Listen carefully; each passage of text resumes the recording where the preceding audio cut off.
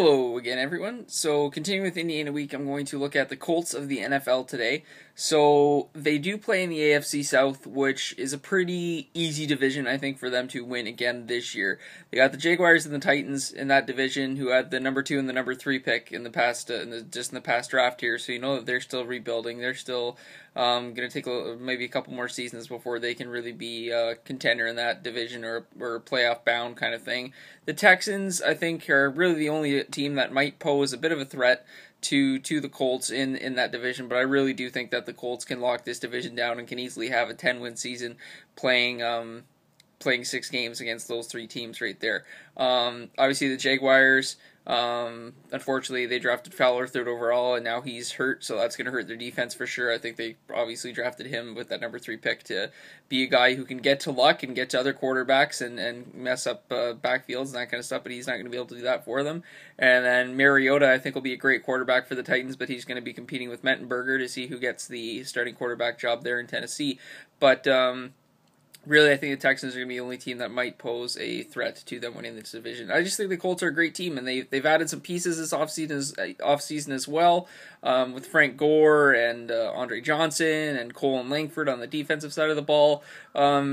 That's one of the benefits when you're a successful team is when veterans are nearing the end of their career, if they haven't won a title yet, and they haven't got a Super Bowl ring, they're probably going to come to your team because then they're going to have a chance of making a deep playoff run and can maybe finally get that ring that they want and that every player wants who plays in the NFL. They want to win a Super Bowl, and especially if you're Andre Johnson, who gets told that your receptions might get cut and your productivity might go down. To me, that's, as arrogant as it is for him to say, I'm Andre Johnson. Are you kidding me? He's Andre Johnson. Like, you find a way to get that guy the ball, regardless of who your other receivers are. So I think him and Luck are going to have a great combination there. And then looking at the draft, Philip Dorsett, wide receiver out of Miami, one of the luckiest players I think in this draft, at least when it comes to the receiving position, is you're going to a team who's going to make the playoffs, and you're going to a team who has Andrew Luck as their quarterback. So I'm thinking you're going to see Luck Dorsett combination receptions, touchdowns for years to come in the Colts organization for sure. Johnson is nearing the end of his career kind of thing. They do have T.Y. Hilton as well there in Indianapolis, so I think they got a great receiving core there. Fleener at the tight end position is another good receiver guy off that tight end position. And Gore is a great veteran running back to bring in kind of thing. Luck is still young. So, he is an elite quarterback, but he's still not, I don't think he's reached his peak yet, which I think is kind of scary to say, that he is still getting better. I'm not going to say something like by the end of his career he's going to be better than Tom Brady or better than Peyton Manning, and the Colts are going to forget Peyton Manning was ever in their organization, because obviously that's not going to happen. But it's not also out of the question. He hasn't been in the league long enough for me to say he's just as good as Tom Brady or he's just as good as Peyton Manning.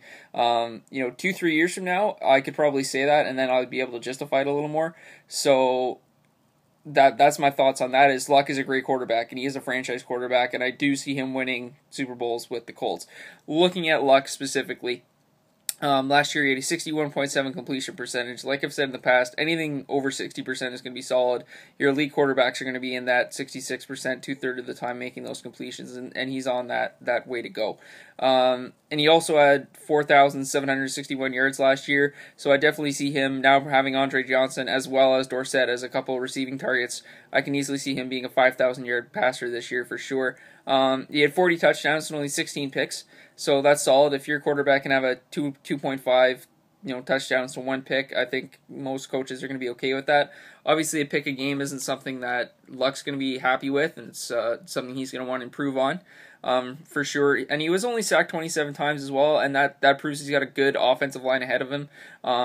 Your quarterback's only going to be as successful as they can be if they're on their feet. If he's getting sacked 35, 40 times a season, he's not going to be able to be as productive as he can be. And as great as he is, he's going to need time to find those receivers. He has to have time for the play to develop, and that's what his offensive line can give him. Is, obviously he can't take 8 to 10 seconds every snap to get the ball out, but if you can give him a solid 4 to 5, he's going to go through his reads, he's going to find that receiver, and he's going to make the plays.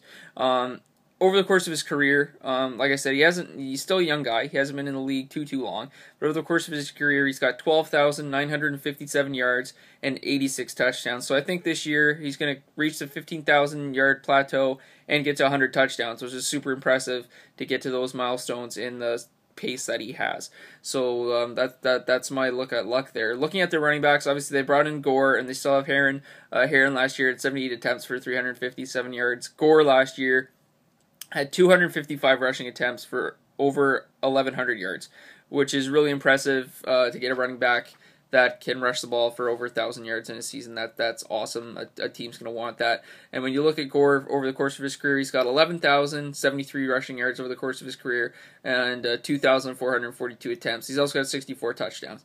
So another milestone, I think, for Gore. He's going to reach. I think he's going to reach that 12,000 rushing yard milestone this year. He just has to get over 900 for that, which I think he can do. And then I think he'll get to 70 touchdowns. Last year he had 4, so if he can get 6 this year, he'll get to that 70 touchdown plateau. And I definitely think those are numbers he can reach. Looking at the receivers, obviously I said they got T.Y. Hilton still on the team. He had 82 receptions last year for over 1,300 yards and 7 touchdowns. You bring in Johnson, who last year had 85 receptions for 936 yards and 3 touchdowns. You now definitely have 2 receivers there that can have 1,000-yard seasons. So you could, with this team, have a running back that has 1,000 yards, 2 receivers that have 1,000 yards. Who knows, maybe even Dorsett goes for 1,000 yards in his rookie season. I'll throw that out there. Maybe you get 3 receivers with 1,000 yards. That could happen. You got luck at quarterback.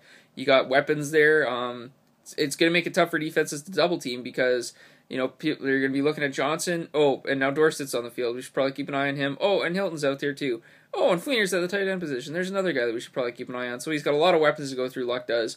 And the defenses are going to have a tough time double teaming and coming up with schemes of how to cover all those guys. Looking at Johnson, like I said last year with his season number last year, 85 receptions, just over 900 yards and 3 touchdowns.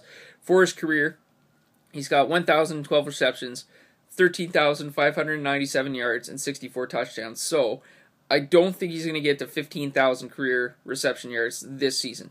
I think he'll easily get over 14,000. I think he'll possibly be able to reach 70 career touchdowns, and maybe he'll get to 1,100 receptions if he has 88 receptions this year. Maybe he'll get to 1,100 receptions. So those are some numbers to keep an eye on for him. Another receiver to keep an eye on is Moncrief. He had 32 receptions for 444 yards last year. It's those guys that are your number 3, 4, 5 receivers that are important to your team. A team can't just rely on a 1-2 punch.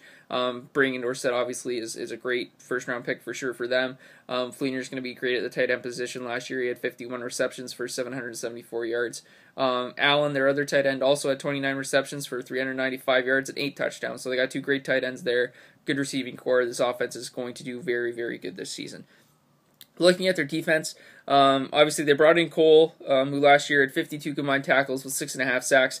He's got 85.5 sacks in his career, so I think he can get to 90 career sacks this season. That would be 4.5 sacks this year. Last year he had 6.5, so I definitely think he can get to 90 on his career. Some solid linebackers, obviously. They got Freeman, who had 95 combined tackles with 6 pass deflections last year. Newsome had 6.5 sacks. Walden had 6 sacks. Werner had 4 sacks and a couple pass deflections. Also brought in Langford, who last year had 25 combined tackles with a sack. So they got a solid linebacking core. Their defensive line, a little bit older, bringing those guys in for sure, but Cole can still play, obviously. Langford can still play. They also brought in the defensive back. When you look at their backfield, they brought in Lowry, who last year with Atlanta had 79 combined tackles with 5 pass deflections and a couple picks. Toller had 57 combined tackles with 10 pass deflections and a couple picks. And then Davis had 42 combined tackles with 18 pass deflections and 4 picks.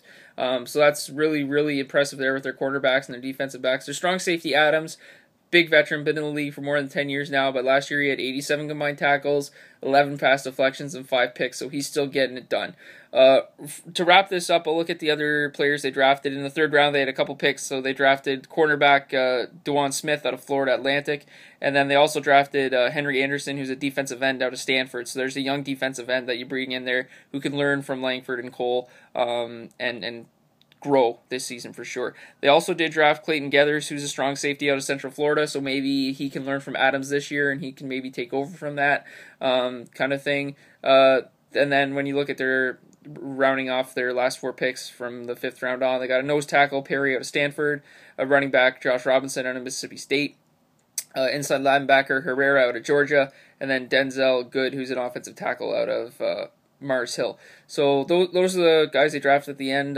You do find sleepers. You can find guys who can be productive for your team in those late rounds. I think Dorsett's going to have a great rookie season with luck at his quarterback. So good luck to the Colts this upcoming year. Not that they need too much of it. Definitely see them making a deep playoff push. And thank you again all for watching. You can follow me on Twitter at GHAM614. And I'll be talking to you next week with a new city and new teams. Thanks again. Bye-bye.